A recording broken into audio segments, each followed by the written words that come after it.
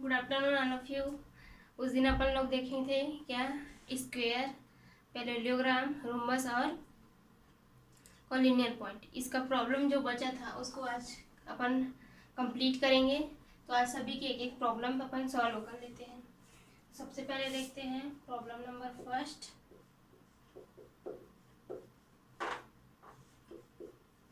Find the distance between the complex number 2 plus I and 1 minus 2I। अपन को क्या करना है, डिस्टेंस निकालना है। मैं उस दिन जब आप लोग को क्लास करवा रही थी तब बताई थी डिस्टेंस के लिए फार्मूला। तो अपन उस फार्मूला को अप्लाई करते हुए क्या करेंगे, इसका मान ज्ञात करेंगे।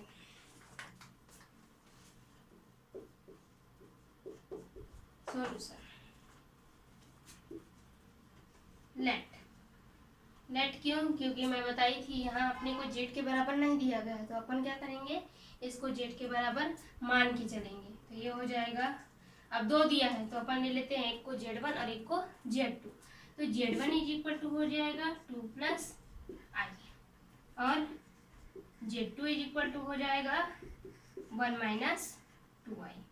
तो यहाँ से क्या निकल जाएगा, 1 और 2, सॉरी 2 और 1। किसके लिए, ये किसका मान होगा, x1 और y1 का मान। और यहाँ से क्या हो जाएगा, 1 और माइनस 2। आई को नहीं लेना है, अपन को क्या लेना है, संख्या लेना है। तो ये हो जाएगा 1 और माइनस 2i। तो इसके लिए वैल्यू हो जाएगा x2 और y2। तो ये जो मान है ये क्या है, x1 का मान है और ये जो मान है वो y1 का मान है। ये है वो क्या है, x2 का मान है और ये y2 का मान है। अगर आपको समझ में नहीं आता है तो आप ऐसे भी लिख सकते हैं फार्मूला अप्लाई करने के बाद।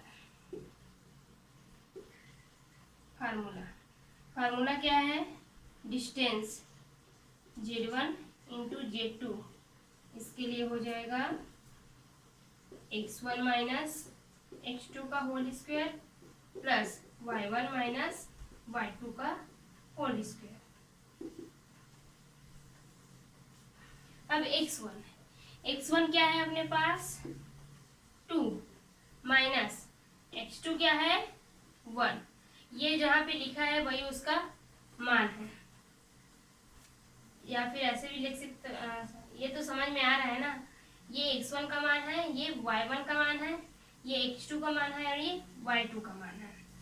ये हो जाएगा x1 और x2 क्या है, 1 का होल स्क्वायर प्लस y1 क्या है, 1 माइनस y2 क्या है, माइनस 2 है का होल स्क्वायर है। तो ये हो जाएगा 1 का स्क्वायर प्लस 1 माइनस माइनस क्या हो जाएगा, प्लस हो जाएगा। तो ये हो जाएगा 2 का होल स्क्वायर। अब 1 का स्क्वायर मतलब 1 और 1 प्लस 2 क्या हो जाएगा, 3 का होल स्क्वायर।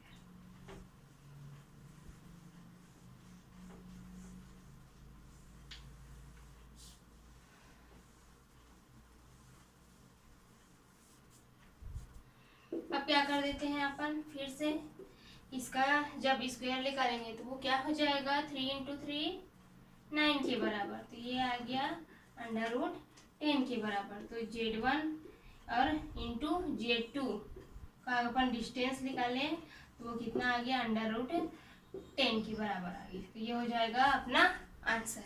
अब देखते हैं दूसरा एग्जाम्पल।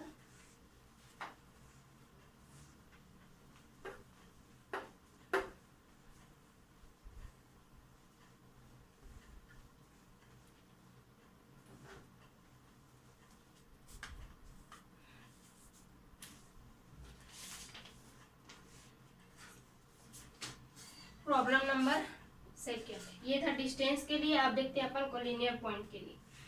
तो ये सो दैट द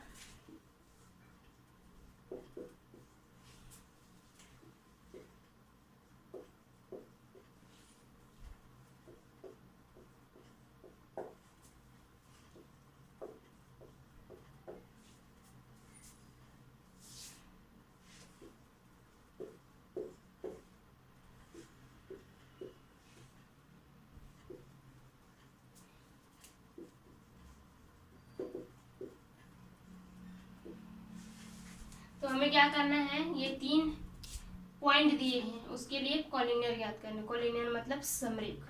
तो ये 3 बिंदु है जिसको हमें क्या करना है, समरेख ज्ञात करना है। और समरेख के लिए मैं सूत्र बताई थी, एरिया ऑफ त्रिभुज ABCD। तो उसके लिए मैं सूत्र बताई थी, एरिया ऑफ ABCD इक्वल क्या होता है, 0 के बराबर। लेकिन यहाँ 3 पॉइंट दे, तो हम क्या करेंगे, एरिया ऑफ ABCD को लेके चलेंगे, मतलब ABCD का क्षेत्रफल निकालेंगे और उसको कितने के बराबर लाएंगे, 0 के बराबर। यदि वो 0 के बराबर आ जाता है तो वो क्या है, समरेख बिंदु है। यदि वो 0 के बराबर नहीं आया तो वो समरेख बिंदु नहीं है। तो अपन इसको लेके चलेंगे, किसको, त्रिभुज ABCD को लेके चलेंगे और हमें लाना क्या है, उसे 0 के बराबर लाना है। तो यहाँ 3 बिंदु दी हुई है, अपन उसको ले लेते हैं। गिवन कॉम्प्लेक्स नंबर, और मतलब हमें दिया क्या गया है, 1 + 2i और 3 - 2i एंड और क्या है, 6 - 8i, 6 - 8i। ये 3 पॉइंट है।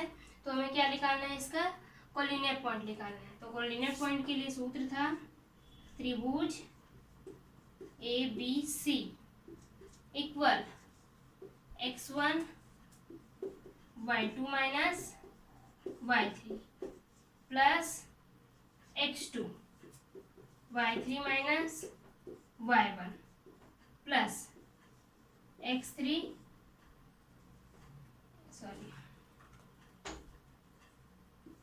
y1 - y2।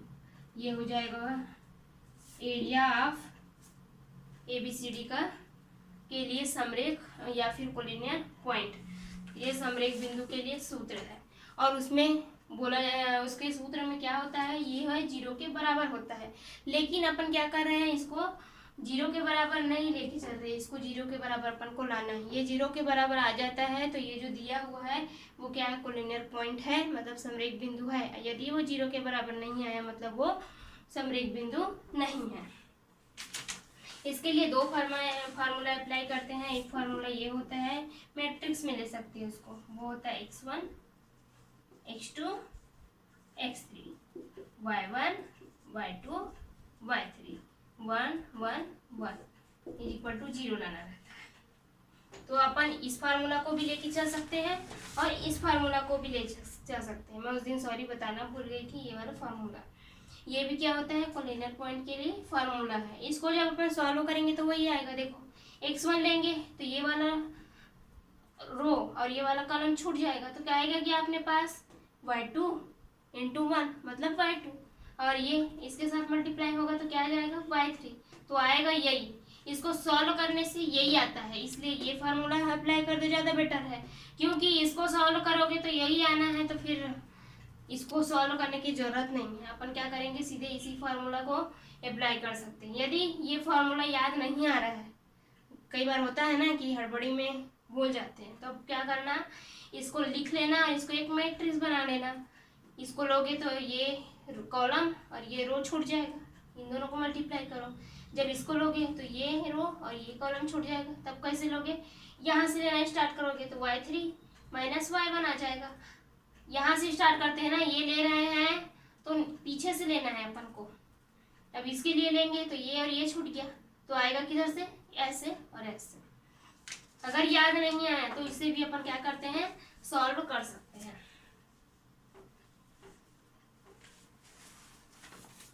अब इस फार्मूला में क्या करेंगे, अपन वैल्यू पुट करेंगे। तो सबसे पहले इसको लिख लेते हैं, कौन सा x1 है, कौन सा x2 है, कौन सा x3 है। तो x1 क्या है यहाँ, ये फर्स्ट वाला, वो हो जाएगा 1, x2 क्या हो जाएगा 3, और x3 क्या हो जाएगा 6।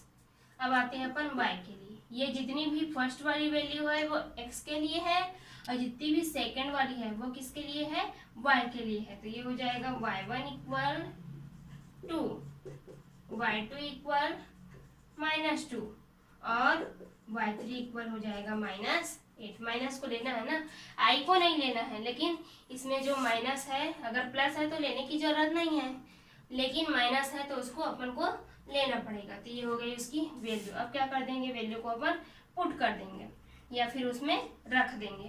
तो ये हो जाएगा x1 की जगह पे क्या है 1।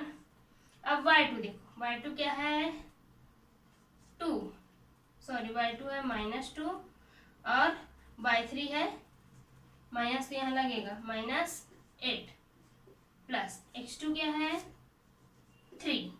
अब y3 क्या है -8, और y1 क्या है -2, प्लस x3 है 6, y1 क्या है 2, और माइनस y2 -2 है। ये हो गया। अब इस 1 को छोड़ देते हैं, 1 को किसी के साथ भी मल्टीप्लाई करोगे तो वही आता है। ये हो जाएगा -2 और माइनस माइनस प्लस, ये हो जाएगा 8 प्लस 3, ये क्या हो जाएगा -10, दोनों जुड़ जाएंगे, माइनस माइनस है इसलिए, प्लस 6, और ये क्या हो जाएगा 2 प्लस 2, माइनस माइनस प्लस। अब इसको करते हैं अपन, तो ये क्या हो जाएगा 8 में -2 करोगे तो क्या हो जाएगा ये 6, और साइन किसका आएगा 8 का, क्योंकि 8 क्या है बड़ा है। अब ये है, इन दोनों को मल्टीप्लाई कर दो, प्लस माइनस माइनस, और इसका मल्टीप्लाई होगा तो ये हो जाएगा 30, और प्लस 6, और ये क्या हो जाएगा 4।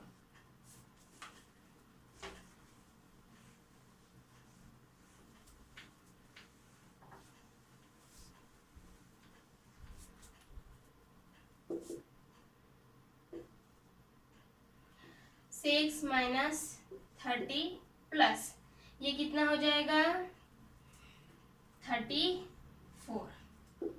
देखो ये प्लस वाला है, ये प्लस वाला है, तो दोनों क्या हो जाएंगे ऐड हो जाएंगे या फिर जुड़ जाएंगे। तो क्या हो जाएगा ये 30 माइनस 30, ये दोनों कट गए तो ये क्या आ गया 0। तो मैं पहले ही आपको बता दी थी कि हम ये लेके चलेंगे तो हमें क्या लाना है 0 के बराबर लाना है। तो हमारा आंसर कहाँ आ गया 0 के बराबर, मतलब ये क्या है एक समरेख बिंदु है, इसको बोलते हैं इंग्लिश में कोलिनियर पॉइंट। तो हमने जो लेके चला था ये त्रिभुज ABC, वो किसके बराबर आ गया 0 के बराबर, मतलब जो बिंदु दी थी वो क्या है समरेख बिंदु है।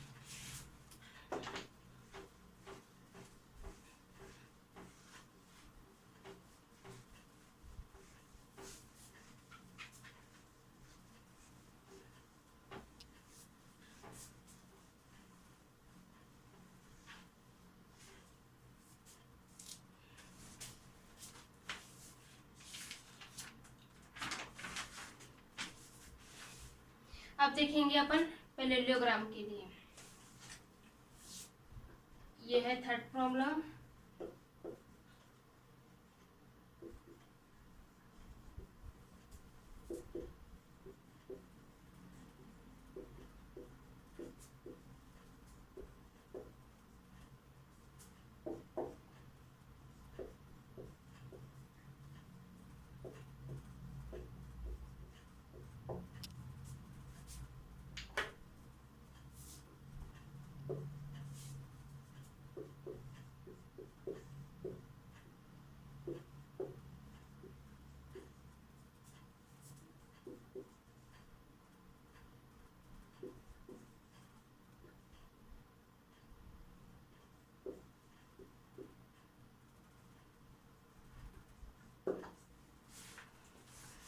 सो दैट द कॉम्प्लेक्स नंबर, अपन को कॉम्प्लेक्स नंबर दी है -1 + i, 3 + 2i एंड -2 + i। हमें तीन सम्मिश्र संख्या दिया गया है -1 + i, 3 + 2i, -2 + i। तब हमें क्या करना है, पैरेललोग्राम निकालना है। पैरेललोग्राम किसको बोलते हैं, समांतर चतुर्भुज को। तो हम क्या करेंगे, समांतर चतुर्भुज के लिए जो कंडीशन मैं बताई थी नेक्स्ट क्लास में, क्या होता है, उसके डायगोनल्स आपस में क्या होते हैं, बराबर होते हैं। तो अपन को उसको वो निकालना है। और उसके अपोजिट साइड भी क्या होते हैं, बराबर होती है। अपोजिट साइड मतलब आमने सामने की जो भुजा होती है। समांतर चतुर्भुज मैं बना के बताई थी ना।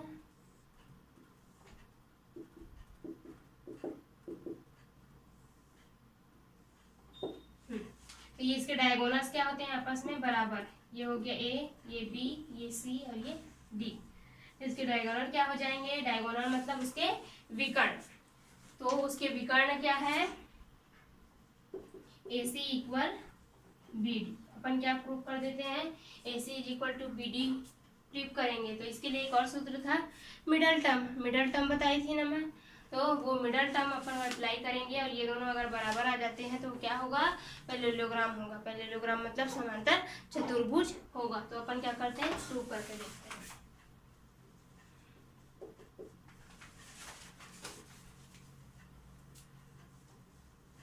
Late given the complex number r, हमें क्या दिया है, कॉम्प्लेक्स नंबर या सम्मिश्र संख्या, क्या, -1 + i, 3 + 2i एंड -2 + i, ये दिया गया है। या तो अपन मिड टर्म वाला फार्मूला अप्लाई करके क्या कर सकते हैं, उसके डायगोनल या उसके विकर्ण ज्ञात कर सकते हैं मिडल टर्म का फार्मूला लगा के, या फिर उसके आमने सामने की भुजा क्या होती है, आपस में बराबर होती है। तो वो फार्मूला लगा के अपन क्या कर सकते हैं, उसकी भुजा को बराबर दे सकते हैं। तो वो बहुत लंबा चौड़ा है, इसलिए क्या करेंगे, अपन मिड टर्म का सूत्र लगाएंगे और अपन क्या करेंगे, उसके विकर्ण ज्ञात कर लेंगे।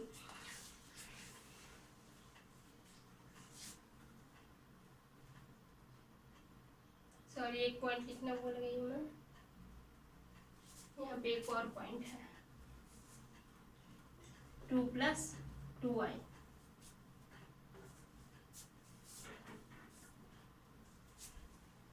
तो a इक्वल मान लेते हैं, फर्स्ट वाला क्या है, -1 + i। तो ये हो गया a इक्वल, तब इसको क्या लेंगे, -1 और 1। ये किसके लिए हो जाएगा, x1 और y1 के लिए।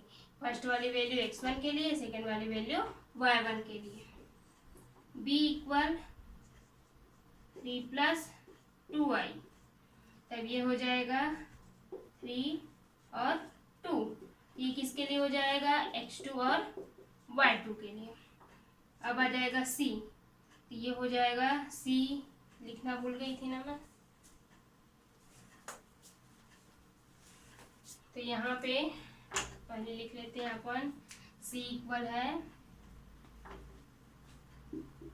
2 + 2i एंड 2 + i। ये थर्ड पॉइंट था ना।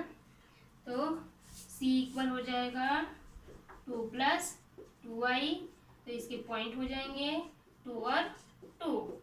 माइनस रहता है तब उसको लिखने की जरूरत होती है ना, तो माइनस नहीं है तो उसको अपन सिंपली लिख सकते हैं। तो ये हो जाएगा x3 और y3। अब d इक्वल हो जाएगा -2 + i इक्वल, सॉरी, ये हो जाएगा -2 और 1। ये किसके लिए हो जाएगा, x4 और y। हो गया। यहाँ से मैं जैसे बता दी थी, ये जो वैल्यू है वो x1 के लिए है, ये जो वैल्यू है वो y1 के लिए है, और ये जो वैल्यू है वो 3 वो x2 के लिए हो जाएगा और ये y2 के लिए हो जाएगा, और ये जो वैल्यू है वो x3 के लिए है और ये जो है y3 के लिए है, ये x4 के लिए और ये y4 के लिए। इतना समझ आ गया होगा। अब क्या करते हैं, अपन फार्मूला अप्लाई करते हैं। कौन सा फार्मूला अप्लाई करेंगे, मिड टर्म वाला जो पैरेललोग्राम के लिए बताई थी मैं नेक्स्ट क्लास में।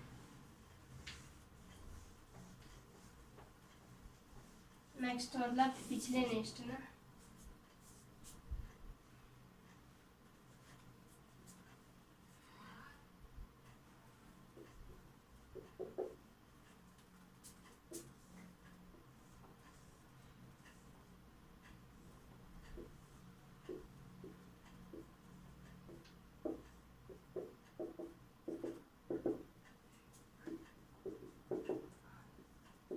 अपन को AC इक्वल BD ज्ञात करना है।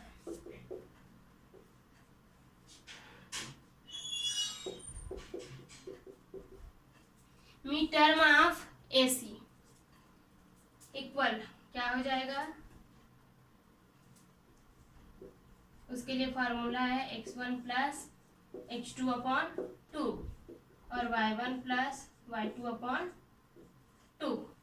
ये है मिड टर्म के लिए फार्मूला। तो अपन क्या करेंगे, इसमें फार्मूला अप्लाई करेंगे। AC के लिए ले रहे हैं अपन, तो ये वाला और ये वाला, A वाला लेंगे और C वाला लेंगे। तो ये तो था, इसको अपन ऐसे नहीं लेते जी, रहने दो इसको, वो चेंज हो रही है। तो जब अपन A के लिए ले रहे हैं तो वो क्या हो जा रहा है, -1 और 1। तब ये किसके लिए हो जाएगा, x1 और y1 के लिए। और C के लिए ले रहे हैं तब क्या हो जा रहा है, ये 2 और 2। ये इसको क्या लेंगे अपन, x2 और y2, क्योंकि अपन को 2 ही पॉइंट लेना है। तो अपन क्या करेंगे, उसको AC है तो एक को x1 और एक को y1, sorry x2। x equal हो जाएगा, x1 क्या है -1, x2 क्या है 2 अपॉन 2। अब y1 क्या है 1 प्लस 2 अपॉन 2। अब क्या हो जाएगा, ये 1 अपॉन 2 और ये कितना हो जाएगा 3 अपॉन 2। इसको करेंगे तो ये 1 आया और ये दोनों जुड़ गया तो 3 हो गया। तो AC की वैल्यू जो क्या आ गई 1 अपॉन 2 और 3 अपॉन 2। अब ऐसे किसके लिए लेंगे, B और D के लिए। तो B क्या था, B था अपना 3 और 2 और D क्या था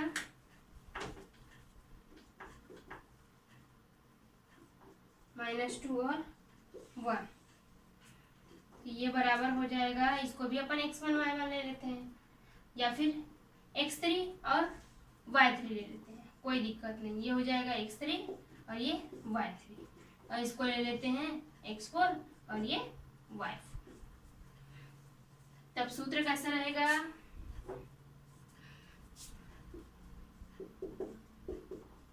mid term of BD equal formula हो जाएगा x3 प्लस x4 अपॉन 2 और y3 प्लस y4 अपॉन 2।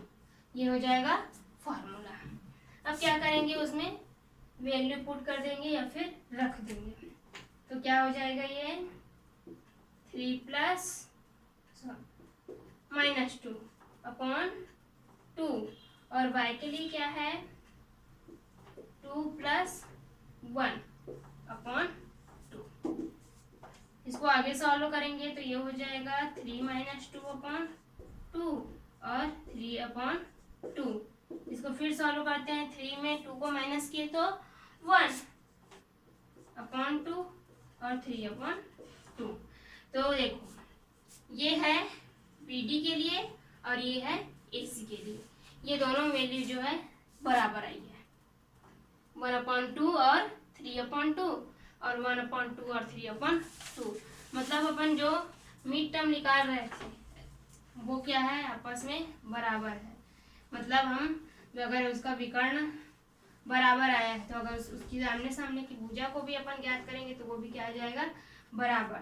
तो अपन को निकालना था AC इक्वल BD, जिसका मान क्या आया 1/2 और 3/2 और इधर 1/2 और 3/2।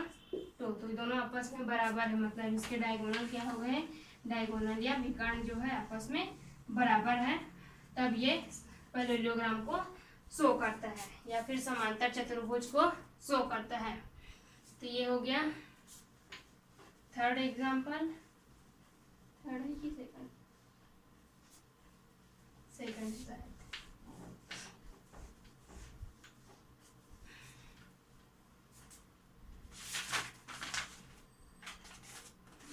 अब प्रूव करते हैं स्क्वायर के लिए। तो स्क्वायर के लिए कंडीशन क्या था? उसकी सभी भुजाएं आपस में बराबर होती हैं और उसके विकर्ण भी क्या होते हैं? आपस में बराबर होते हैं। तो ये बहुत लंबा चौड़ा चलेगा। Problem 4, prove that the points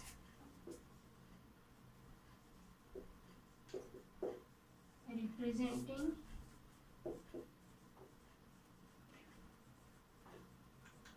the complex number 3 plus 2i, 5 plus 4i, 3 plus 6i and 1 plus 4i from a square. हमें क्या करना है? Prove that the point representing the complex number 3 plus 2i, 5 plus 4i, 3 plus 6i and 1 plus 4i from a square. मतलब इसको क्या करना है? Prove करना है। किसके लिए?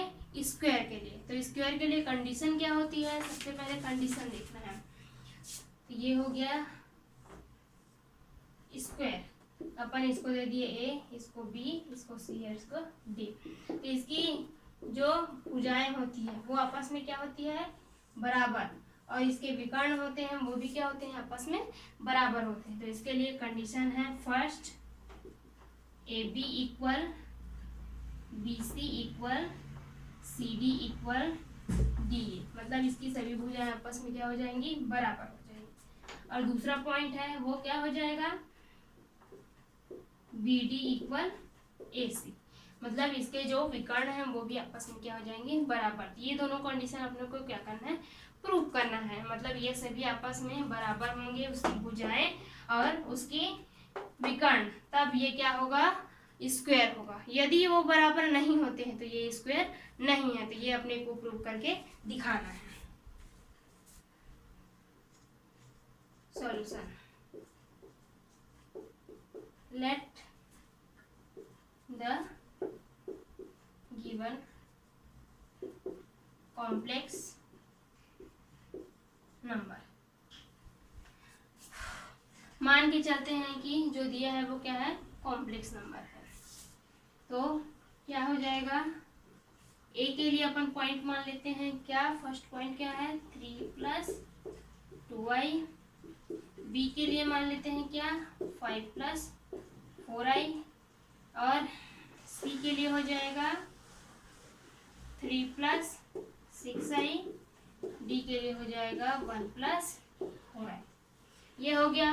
अब सबसे पहले हमें निकालना क्या है? A B. ए बी अब अपन को यहाँ अप्लाई करना है डिस्टेंस फॉर्मूला, या फिर दूरी के लिए जो सूत्र है वो। डिस्टेंस मतलब वही यहाँ से यहाँ तक का डिस्टेंस ऐसे बोलते हैं ना। तो ये क्या हो गई? ए से बी तक की दूरी। तो अपन को जो दूरी के लिए सूत्र है वो यहाँ अप्लाई करना है या फिर लगाना है। तो ये हो जाएगा x1 माइनस x2 का whole square plus y1 minus y2 का होल स्क्वायर। ए और बी में देखना है अपन को। तो जिसको ज़्यादा समझ में अच्छे समझ में नहीं आता तो अपन पहले क्या कर लेंगे? x1 इज इक्वल टू यहाँ से क्या हो जाएगा? 3 और x2 इज इक्वल टू क्या हो जाएगा? 5। y1 इज इक्वल टू हो जाएगा 2, y2 इज इक्वल टू हो जाएगा 4। ए बी इक्वल x1 मतलब 3 और x2 क्या है? 5। ये हो जाएगा इसका होल स्क्वायर। और y2 क्या है? सॉरी y1 क्या है? 2 और y2 है 4 का होल स्क्वायर। तब इसको करेंगे तो क्या हो जाएगा 2 का होल स्क्वायर प्लस माइनस 2 का होल स्क्वायर। अब क्या करेंगे, इसको सॉल्व करो तो ये आ जाएगा 4 प्लस 4 इक्वल आ जाएगा ये √8। सबसे पहले जो निकाले हैं वो क्या, ए बी इक्वल, तो ए बी इक्वल कितना आ गया √8। मतलब हमें अगर स्क्वायर प्रूफ करना है तो बाकी सबके वैल्यूज जो है वो क्या आने चाहिए, √8 के बराबर आने चाहिए। इतने पूरे एक दूसरे के बराबर होने चाहिए। ये आपस में बराबर होगा लेकिन √8 आना जरूरी नहीं है उसके लिए, वो आपस में बराबर होने चाहिए। जो भी वैल्यू आती है AC के लिए वो BD के लिए आना चाहिए। लेकिन AB के लिए √8 आया है तो BC के लिए भी √8 आना चाहिए, CB के लिए भी, CD के लिए भी और DA के लिए भी। तो अपन देखते हैं ये आता है कि नहीं। तो ये हो गया AB के लिए। अब देखते हैं BC के लिए। तो फिर से फार्मूला अप्लाई करोगे, फार्मूला यहाँ पे लिखा हुआ है, मैं डायरेक्टली इसको रख रही हूँ। तो B के लिए जब देखेंगे तो यहाँ नहीं, तो पहले उसका मान ही रख लो।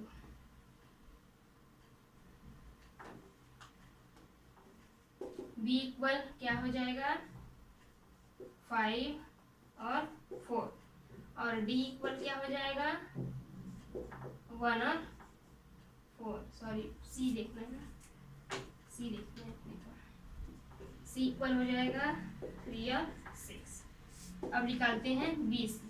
राइट लिख रही हूँ, फार्मूला यहाँ पे लिखा हुआ है x1 क्या है अपने पास 5 और x2 क्या है 3 का होल स्क्वायर और y1 क्या है 4, y2 क्या है 6 का होल स्क्वायर।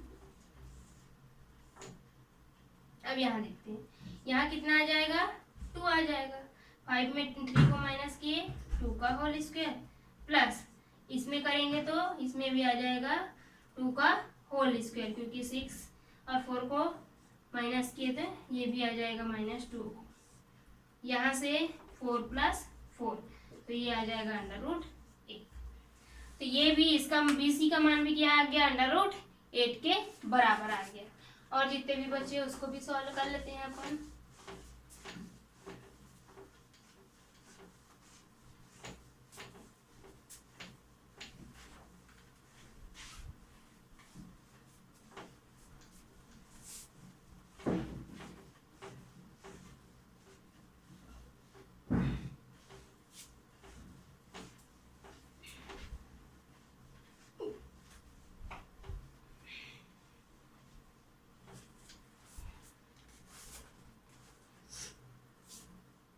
अब निकालेंगे अपन CD। अब D इसके लिए वैल्यू था, C के लिए क्या हो जाएगा, फॉर्मूला फिर से लिख देती हूँ, x1 माइनस x2 का whole square plus y1 minus y2 का होल स्क्वायर। CD में x1 इक्वल है C के लिए है तो 3 और x2 है 1, y1 है 6 और y2 है 4। ये है उसकी वैल्यूज। अब अपन इसमें रख देते हैं इस सूत्र में, तो क्या हो जाएगा 3 माइनस 1 का होल स्क्वायर प्लस ये क्या हो जाएगा 6 माइनस 4 का होल स्क्वायर।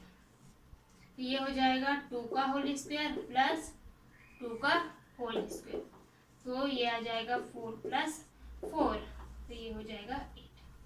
फिर से आ गया CD इक्वल। अब एक ही प्रूफ करना है क्या D, ये भी √8 आया है। अब वो अगर वो भी √8 आ जाता है तो ये उसकी जो भुजाएं हैं वो आपस में बराबर हो जाएगी। फिर क्या निकालेंगे अपन, उसका विकर्ण निकाल देंगे। तो ये हो जाएगा, अब निकाल रहे हैं अपन DA के लिए। तो DA के लिए वो निकाल रहे हैं तो x1 इक्वल क्या हो जाएगा, D पहले रहेगा तो वो x1 हो जाएगा 1 और x2 हो जाएगा 3, y1 हो जाएगा 4 और y2 हो जाएगा 2।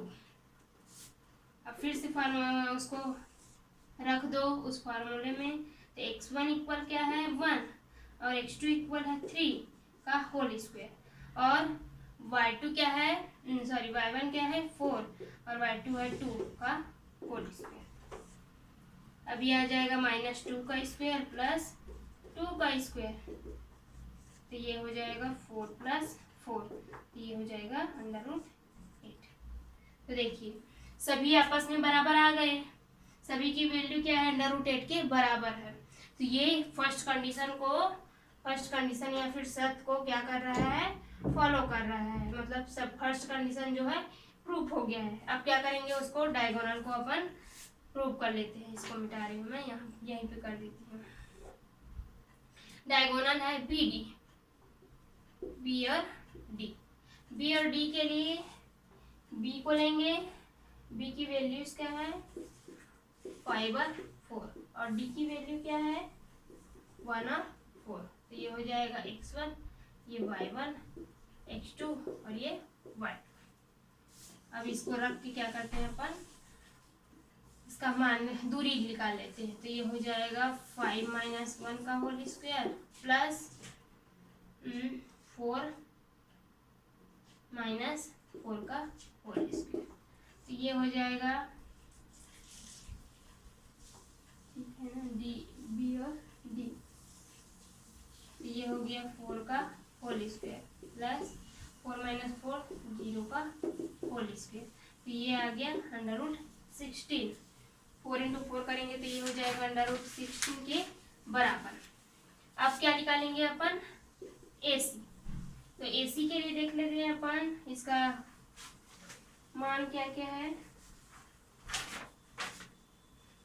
A के लिए है 3 और 2, C के लिए क्या है 3 और 6, फिर AC का अपन मान ज्ञात कर दूरी ज्ञात करते हैं, तो ये हो जाएगा 3 - 3 का होल स्क्वायर प्लस 2 - 6 का होल स्क्वायर, ये हो जाएगा 0 का होल स्क्वायर प्लस -4 का होल स्क्वायर, ये आ जाएगा 0 + 16 = √16। तो देखिए AC = BD, अपन BD = AC निकाले तो उसका मान क्या आ रहा है √16। तो ये दोनों कंडीशन को क्या कर रहा है फॉलो कर रहा है, या फिर दोनों कंडीशन जो अप्लाई कर रहे हैं अपन फार्मूला उसमें ये प्रूफ हो जा रहा है। तो ये क्या है स्क्वायर है, जो पॉइंट दी गई है वो स्क्वायर के लिए क्या है पॉइंट है और दिए गए शर्त को क्या कर रहा है पालन कर रहा है। तो ये हो गया स्क्वायर के लिए। अब रेक्टेंगल के लिए मैं आप लोग को होमवर्क देती हूँ, उसको आप लोग करेंगे। रेक्टेंगल का होमवर्क मिला है आप लोग को। रेक्टेंगल के लिए शर्त होता है कि उसके अपोजिट साइड बराबर होते हैं, अपोजिट साइड बराबर होंगे।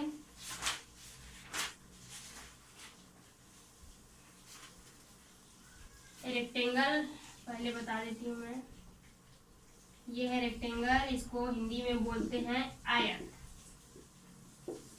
आयत स्क्वायर मतलब वर्ग ना, जो पढ़ रहे थे अपन पिछला वो क्या था वर्ग था, अब पढ़ रहे हैं वो क्या है आयत है। तो इसके लिए फर्स्ट कंडीशन होती है, ये हो जाएगा आपका डायग्राम, इसी में आपको प्रूफ करना है। फर्स्ट कंडीशन हो जाएगी उसकी आमने सामने की भुजा जो है आपस में बराबर होती है। तो AD इक्वल क्या हो जाएगा, AD इक्वल हो जाएगा BC, और एक और क्या हो जाएगा AB इक्वल हो जाएगा CD। ये हो गई कंडीशन। कंडीशन मैं बता दे रही हूँ, प्रूफ आपको करना है। ये दोनों आपस में बराबर आना चाहिए, ये दोनों आपस में बराबर आना चाहिए, ठीक है। और सेकंड कंडीशन होती है उसकी, उसके डायगोनल्स क्या होते हैं आपस में बराबर। डायगोनल मतलब विकर्ण, तो उसके विकर्ण भी क्या होते हैं आपस में बराबर होते हैं। तो ये हो जाएगा AC = BD। तो इसको आपको प्रूव करना है। फर्स्ट कंडीशन है उसके आमने सामने की भुजा बराबर होती है और उसके विकर्ण जो है आपस में बराबर होते हैं। तो इसके लिए 3 मान आएंगे, या इसके लिए जैसे आया था क्या √8 आया था, क्योंकि चारों को अपन को √8 लाना था, आ गया। अब जब विकर्ण निकाले तो वो क्या है √16, अंडर रूट 16 आया था तो उसको अपन अंडर रूट से निकालते तो वो 4 आता है ना, मैं ये बताना भूल गई हूँ, सॉरी। ये आप लोग कर लीजिएगा, अंडर रूट 16 आया है तो उसको 4 लिख लीजिएगा, ध्यान से उतर गया, उसको 4 लिख लीजिएगा। तो उसका डायगोनल्स के मान क्या आए हैं, 4 आए हैं। AD इक्वल BC और AB इक्वल CD और AC इक्वल BD, ये 3 मान आएंगे, लेकिन हो सकता है ये दोनों मान आपस में बराबर आ सकते हैं, तो उसमें कोई दिक्कत नहीं, लेकिन ये मान तो अलग ही आएगा क्योंकि ये क्या है, विकर्ण है। तो ये आप लोग के लिए होमवर्क है, मैं दे देती हूँ question. Prove that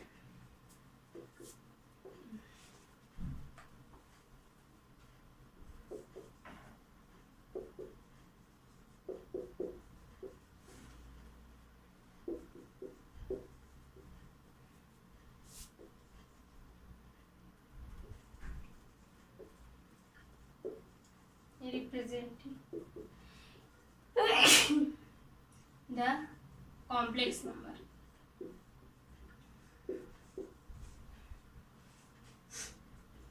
to minus 2i, 8 plus 4i, 5 plus 7i and क्या हो जाएगा, -1 प्लस फ्रॉम अ रेक्टेंगल। अपन को क्या करना है, आयत याद करना है, रेक्टेंगल मतलब आयत। तो ये है आप लोग के लिए होमवर्क, आप लोग सॉल्व करके देख लीजिएगा। इसमें से कुछ भी आ सकता है ना, ये 5 नंबर के 5 क्वेश्चन मार्क्स के क्वेश्चन के लिए ये बन सकता है, तो इसको सॉल्व जरूर कीजिएगा। पहले स्क्वायर के लिए मैं कंडीशन बता दी थी और आयत के लिए कंडीशन बता दी हूँ। आपको सिर्फ इसको रख के क्या करना है, डिस्टेंस निकालना है, डिस्टेंस मतलब दूरी निकालनी है उसकी। तो आप लोग ये करके जरूर देखिएगा, ये क्वेश्चन में आ सकते हैं। आज के लिए बस इतना ही, थैंक यू।